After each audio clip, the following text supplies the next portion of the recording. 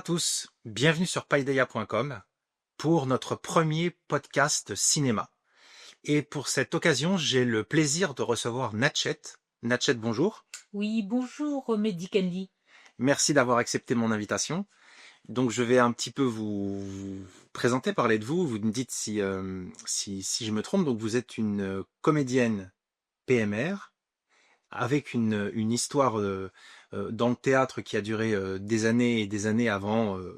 Vous en parlerez si vous en avez envie, votre accident de vie, votre accident de parcours. Donc vous avez fait du théâtre, vous avez été assistante à la mise en scène, vous avez été make-up artiste, et vous avez aujourd'hui envie, avec votre nouveau statut, de reprendre comment dire, la route de la scène. Est-ce que c'est bien ça? Tout à fait. Écoutez, vous m'avez présenté très rapidement, mais j'avoue que c'est pas simple de condenser toute une vie. Mais c'est assez juste. Donc effectivement, j'ai aujourd'hui le désir de reprendre ma vie professionnelle avec mon handicap, parce que je suis effectivement personne à mobilité réduite, donc je me déplace en fauteuil roulant. Et d'ailleurs, si je ne dis pas de bêtises, vous avez eu l'occasion de vous rapprocher du Théâtre du Cristal, qui est un théâtre qui est, on va dire, spécialisé pour les personnes à mobilité réduite et qui a travaillé notamment avec des comédiens qui ont été dans le dernier film d'Artus. Et vous avez eu petite mésaventure, c'est-à-dire que vous avez pu accéder, on va dire, à leur compte, les rencontrer, mais il y a eu des petits soucis de mobilité, mais vous avez quand même pu à nouveau remonter sur scène. Est-ce que c'est bien ça?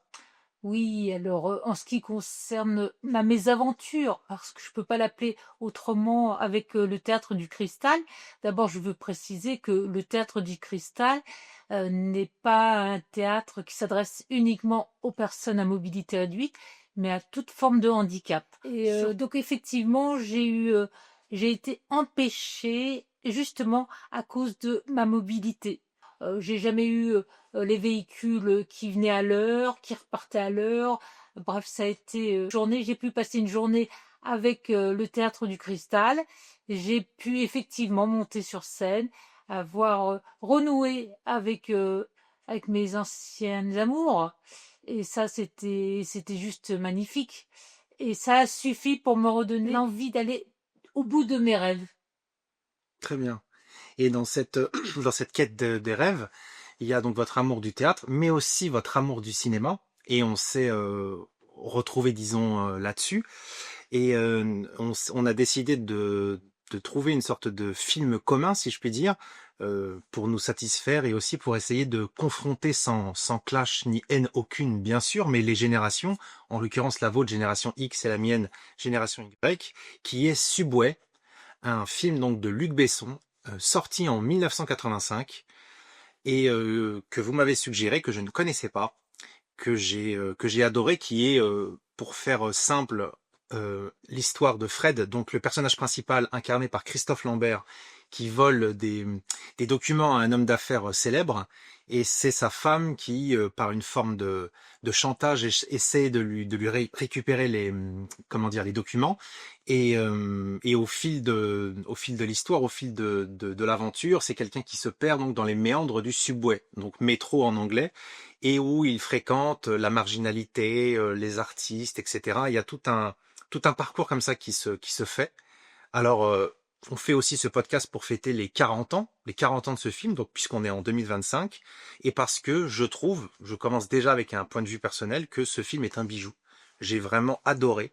Et même si je n'étais pas né, et pour être tout à fait honnête, c'est pas exactement ma génération, mais je sentais à travers mes parents et à travers un peu mes grands-parents toute cette ambiance, toute cette atmosphère très chill, très culture punk, post 68 hard, qui était assez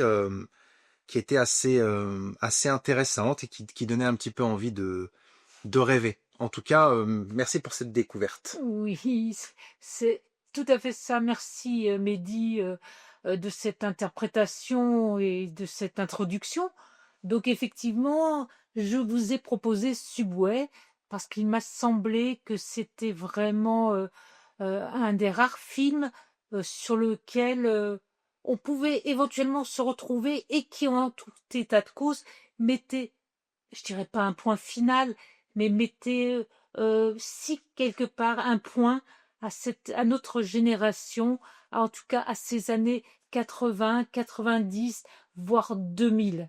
Et vous vous sentiez, c'est ce que vous me disiez, ça vous rappelle un petit peu non seulement des souvenirs de jeunesse, mais aussi des souvenirs un petit peu professionnels. Est-ce que vous vous projetiez à travers ce côté un peu, disons, le nom m'échappe d'Aznavour, le côté vraiment bohème. Et là, pour le coup, où vous pouviez ou pas, ou Non, alors justement aussi, pourquoi je dis que j'aime ce film, ce cinéma, parce que ça met un point final, entre guillemets, point final, justement à cette époque, à cette génération. Mais il faut bien savoir que, hormis le côté un peu édulcoré, cinématographique du propos, qui est excellent, j'aime beaucoup, beaucoup ce film et beaucoup l'énergie qui est mise dans ce film. Luc Besson était très jeune quand il a commencé ce 26 film. ans, Voilà, 26 ans. 26 ans, merci. Et donc il y a toute sa jeunesse, toute sa fougue qui met dans ce film. Et néanmoins, ce que je tenais à vous dire, à préciser que ce n'est qu'un film, ce n'est que du cinéma. Toutes ces années ne sont pas, comment dirais-je, youpi tralala, comme j'aime bien dire. Alors, moi, alors c'est très intéressant ce que vous me dites et c'est pour ça que je suis content de faire ce podcast avec vous parce que il y a vraiment les deux générations, les deux visions.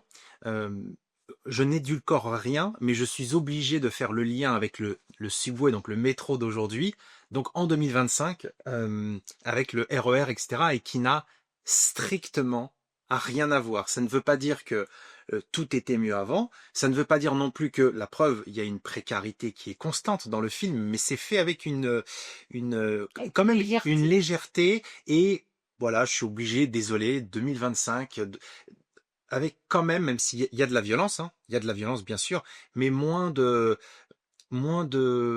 barbarie, en tout cas plus de possibilités. C'est bête de dire ça comme ça, mais de vivre sa précarité en paix. Et c'est ça qui m'a beaucoup interpellé dans ce film. Et c'est-à-dire qu'il y a toujours eu des gens évidemment plus démunis que d'autres, ou des artistes qui avaient du mal à s'en sortir.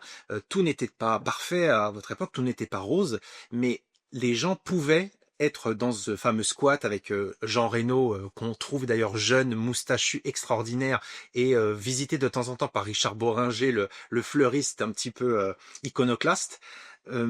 Sans avec tous les aléas de la rue évidemment, mais pas avec la même charge qu'aujourd'hui. C'est ça que je voulais dire, juste par rapport au métro et à la non-possibilité même aujourd'hui parfois, sans être dans sans trop en faire, mais de faire un simple changement quoi. Et c'est vrai que cette photographie de l'époque, même si ce n'est que du cinéma, m'a confronté à la réalité qu'on a nous aujourd'hui. Voilà, c'est tout, hein. C'est tout. Vous dites tout à fait juste, hein, et je ne dirais sûrement pas le contraire, bien que je ne fréquente plus le métro, pour les raisons que je vous ai dites au préalable, mais néanmoins, je suis bien au courant de tout ce qui se passe, que ce soit dans le métro, dans les transports. C'est vrai que ces années-là, c'était le démarrage, le début des gares, c'était le début des jonctions avec le RER. Donc, petit à petit, le métro grandissait. Petit à petit, le métro devenait en même temps le RER. Donc, les stations grandissaient. On avait du mal à se retrouver dans les stations, que ce soit Saint-Lazare, Châtelet, Opéra, Léa. C'était vraiment moi-même, quand j'étais jeune à cette époque-là, j'avoue que, oh là là, j'avais même du mal à me retrouver moi-même dans mon métro. Je dis mon métro parce que toute ma vie, j'ai été parisienne. Donc le métro, c'était une deuxième nature. Quand je suis partie de Paris, je vous avoue franchement, le métro me manquait à cette époque. L'odeur du métro, le fait de regarder les gens dans le métro, de voir les gens à l'époque, tout le monde avait un bouquin dans le métro, ou alors rien, où les gens se regardaient, ou alors écouter de la musique. C'était quand même, et oui, je vais passer pour une vieille ringarde. C'était quand même l'époque du Walkman, sur les oreilles et tout. Mais bon, c'est sûr qu'il n'y avait pas cette agressivité, cette violence. Néanmoins, euh, le métro, euh, on craignait le métro en tant que femme. D'accord. Je rentrais pas tard, je prenais pas tard le métro. Non, ça a toujours existé.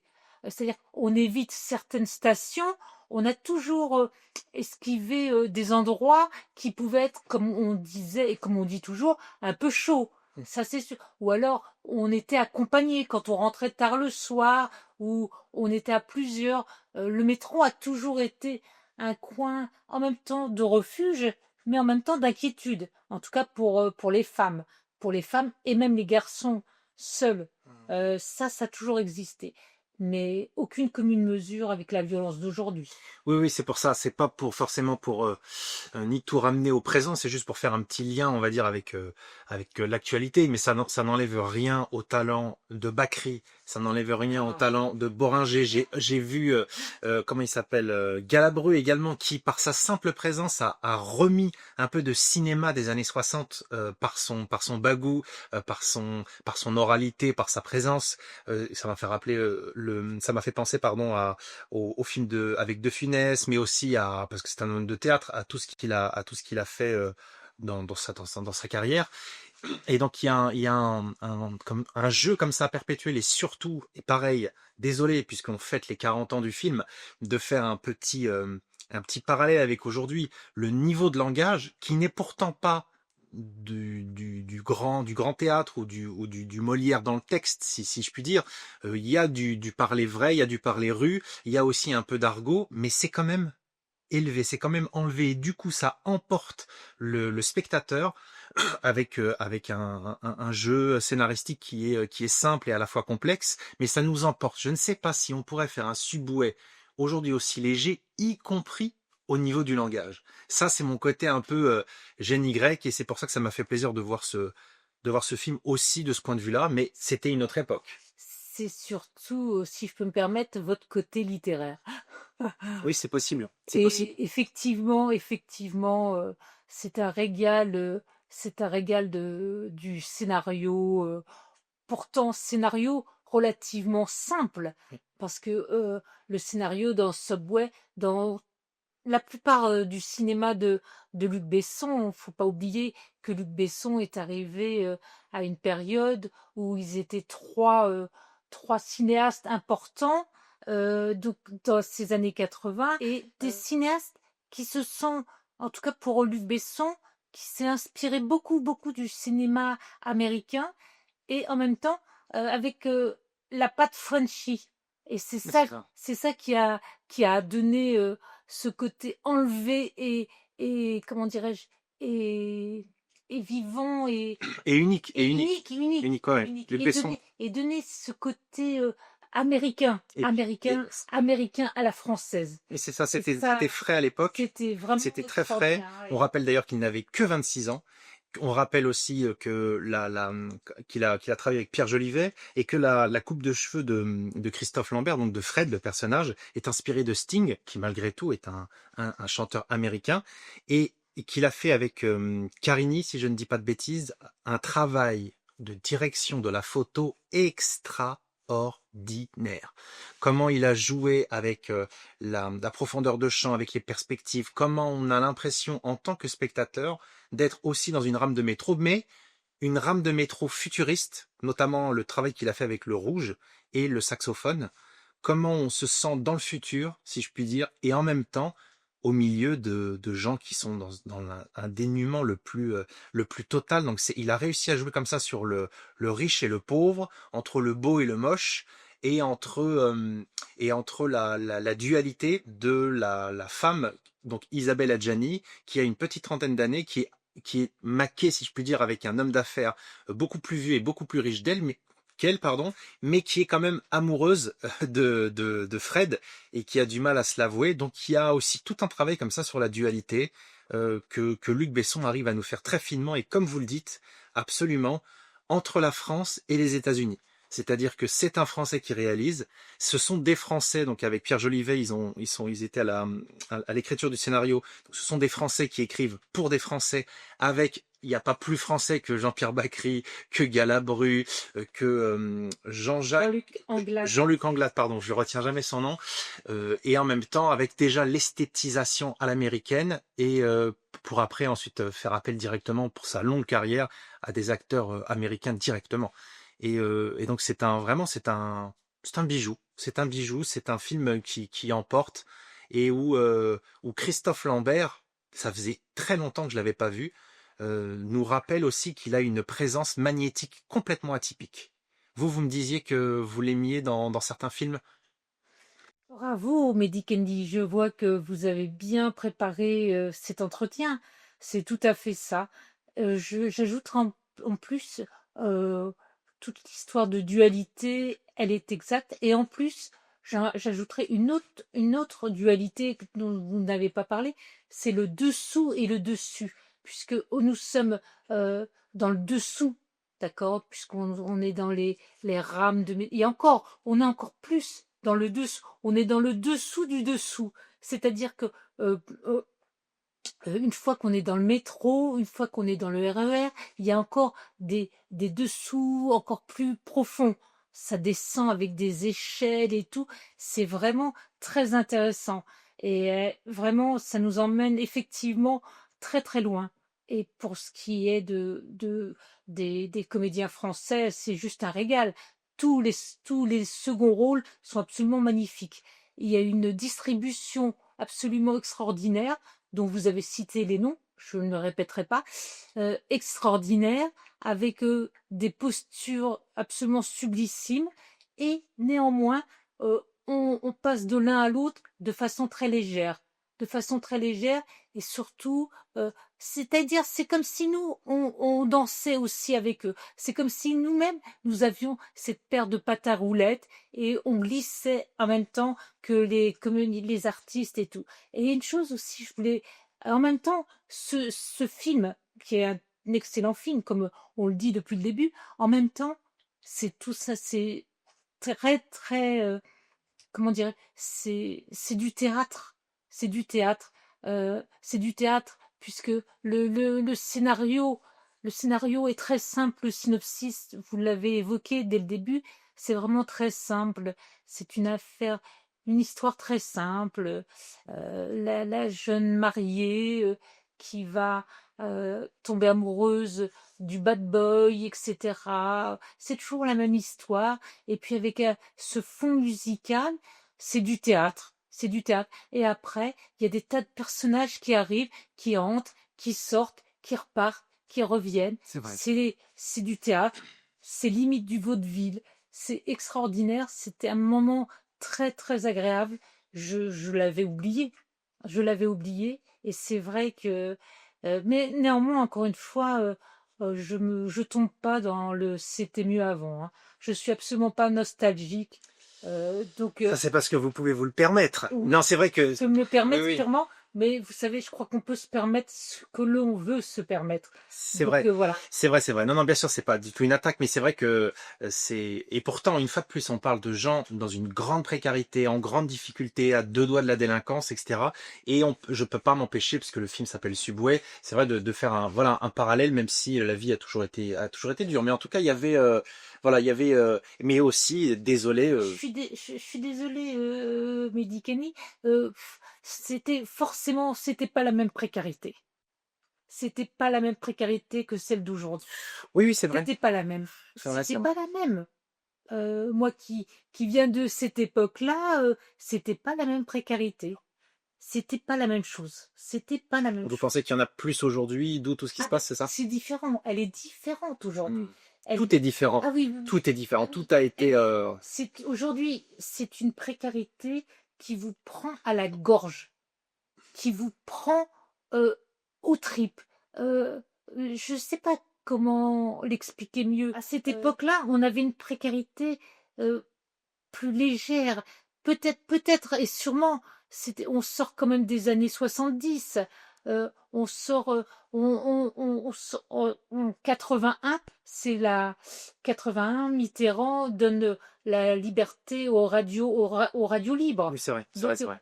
on est dans un mouvement C'est vrai, c'est vrai. Très libertaire. 80, Très. 85 et tout. On va être dans la décennie Jacques Lang. Donc, C'est vrai, c'est vrai. au niveau culturel, il se passe des tas de C'est choses. vrai. C'est-à-dire, c'est dur, c'est dur. Il y a toujours les guerres qui sont là. Il y a en Chine, etc. Je peux même pas vous citer exactement toutes les guerres qu'on a vécues. Et puis, il va y avoir, Yougoslavie, oui, il y a eu la Yougoslavie, il y a eu également, il va y avoir l'Irak, il y a eu l'Iran, l'Irak. Mais malgré tout, on est toujours baigné par, par ah, cette d'accord, décennie Jacques Lang qui nous je fait comprends. croire, et puis cette décennie de gauche qui nous fait croire aussi. Et nous, comme on est quand même des enfants de cette génération-là, on est des enfants de gauche.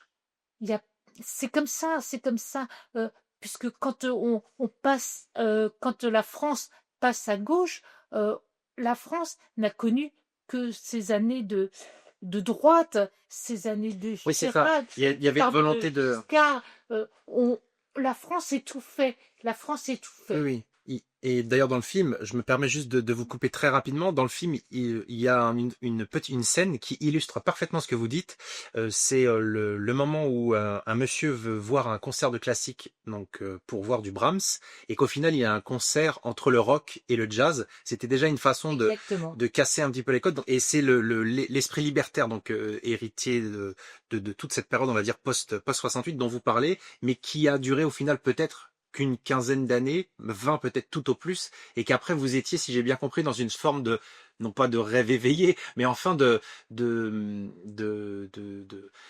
c'est ça, comment dire, de lendemain de soirée un peu trop parents aimés, de lendemain de soirée sociétal. Et donc du coup, ensuite, nous, une fois de plus, hein, sans se victimiser ou quoi, on prend une autre époque, on va dire, dans la tronche, et aussi, sans trop rendre politique ce podcast, parce que ça reste pour le cinéma, mais il y avait aussi peut-être moins de monde. Ça Moins de reste, monde. ça reste du cinéma, mais pour lequel on peut pas faire les frais de parler de cette époque politique, Oui, puisque ça rentre directement dedans. Les radios libres, on le voit dans le film.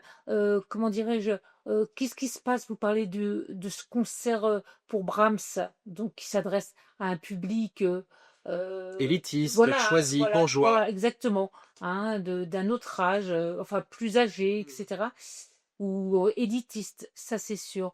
Et qu'est-ce qui se passe? C'est que au moment où Fred installe donc les musiciens, fait venir tout ça, et où les musiciens commencent à entamer leur, morceau, on voit les jeunes qui arrivent.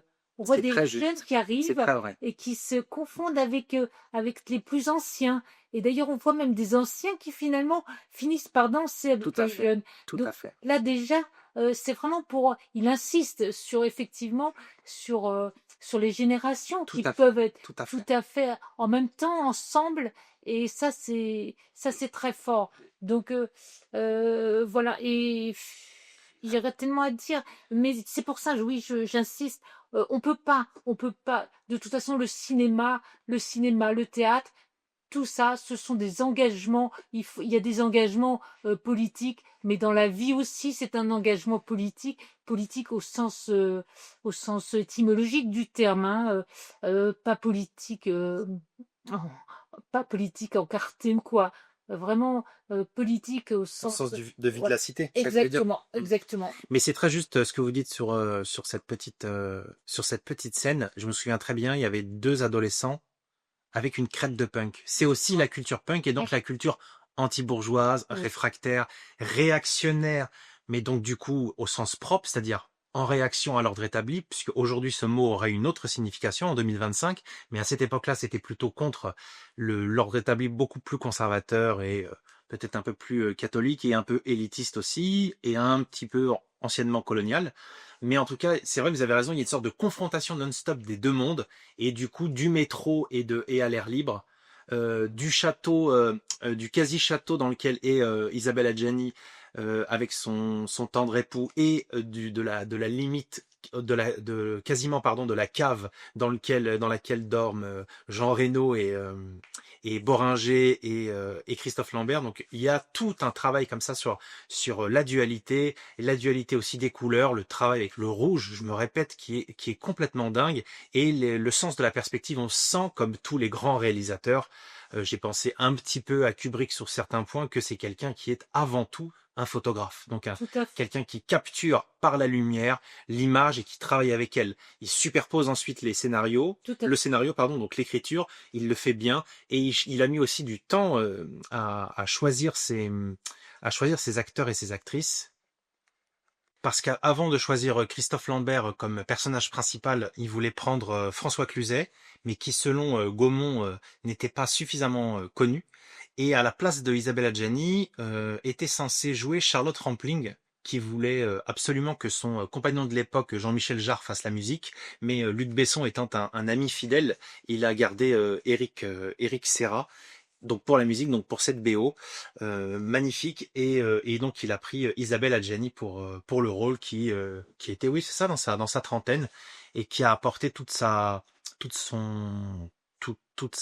candeur, j'allais dire, Ça fraîchit. toute sa fraîcheur aussi absolument dans tous les sens du terme et qui jure aussi une fois de plus cette fameuse dualité avec malgré tout la dureté, même si on n'a pas la dureté, c'est pas la dureté d'aujourd'hui, mais quand même à l'époque de ces loupards marginaux, prêts à faire toujours quelques larcins quoi. Donc voilà. Et puis on termine sur une note musicale vraiment très très belle, le fameux titre pardon, It's Only My Mystery de Arthur Simmons, si je ne dis pas de bêtises, où il y a un aspect comme vous disiez, Jimmy Cliff est donc très liberté. Voilà, il y a quand même de la liberté dans ce film. C'est une ode à la liberté et en même temps cette liberté, elle vient des sous-sols. C'est-à-dire qu'on sent quand même que même si, désolé de l'expression, on a les pieds dans la merde, on aimerait avoir la tête dans les étoiles. Super, merci pour cet entretien. C'est moi qui vous remercie, Natchet. Je pense que on peut vous retrouver un peu sur les réseaux sociaux, sur Instagram. Vous avez un book, etc. En espérant que vous trouviez des projets qui vous correspondent. Et puis au plaisir pour un autre podcast cinéma. Avec plaisir, Medicani. Merci beaucoup, merci. Bonne soirée. Bonne soirée. Bonne soirée à tous sur Paideia. N'hésitez pas à nous retrouver sur tous nos réseaux sociaux et sur paideia.com. Merci encore et à très vite.